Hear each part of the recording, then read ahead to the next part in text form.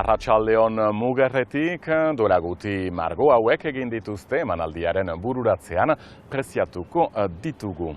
Kulturan ere, Ziburuko Euskarazko azoka ekainaren 7an eginen dutela. Baina lehenik garraio sailan berritasun bat hemen Mugerren. Cherbourg eta Mugerreko Europako pleitagunea lotuko dituen tren autobidea egun gutxitan martxan jarriko dute. Brittany Ferries konpainiaren helburua da Frantzia iparraldea eta Euskal Herria batu kamioiak trenez garraiatzeko zerbitzua eskainiz. Hain zuzen, Espainia, Portugal eta Frantziako enpresei ahalbidetuko diete beren merkantziak esportatzea linea berri hori erabilita. Hasiera batean egunean joan etorri bakarra egingo dute. Jean-Marc Roux, Brittany Ferries enpresako zaintza batzordeko lehendakariak azaldu duenez, lehen bidaietan 17 bagoik bidaia egingo dute, guztira 34 kamioi eramanda. Etorkizunari begira 44 kamioi eramatea aurreikusi dute 1000 kilometro dituen bidaiak.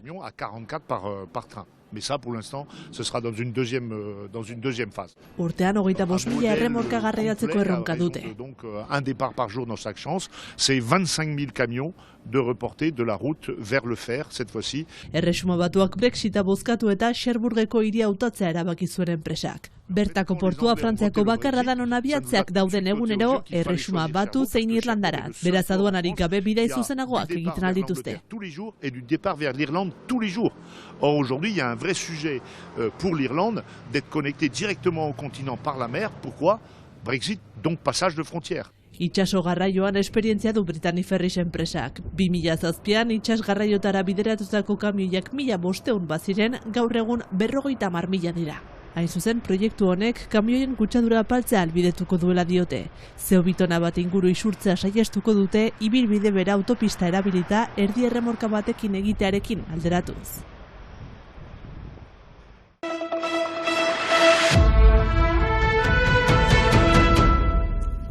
Ziburuko Euskal Liburu eta Disko Azokaren 6. edizioa aurkeztu dute jada, aurten Euskaraz bagara lelopean. Euskararen aurkako oldarraldi judizial politiko betean salatu dutenez, horrelako azokak egitea ezinbestekoak direla azpimarratuz.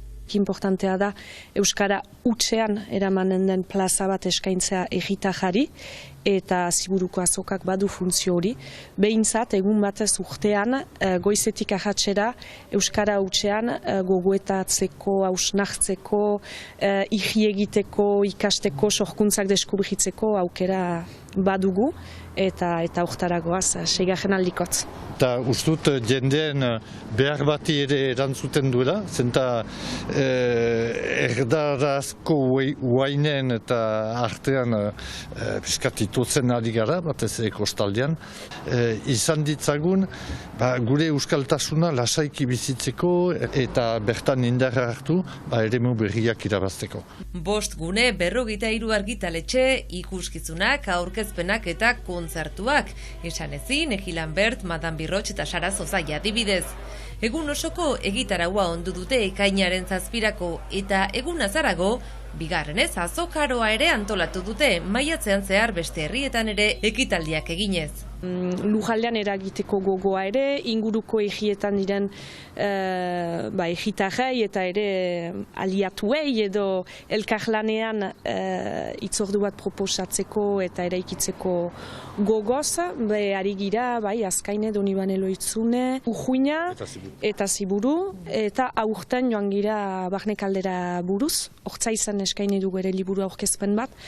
Euskarazko kulturaren ezinbesteko hitzordu bilakatu daia da Ziburuko Euskara hutsezko liburu eta disko azoka. Errandugun bezala, Euskarak egiten gaitu herri, eta gehitzen dugu kulturak egiten gaitu herri bizi. Ez bada sorkuntzarik, folklorizazio eta fosilizazio prozesu batean sartzen gira. Beraz nahi badugu bihar izan, batetik orain euskaraz hitz egin behar du eta sortzen den guztiak laguntzen gaitu bizitzen eta norbait izaiten.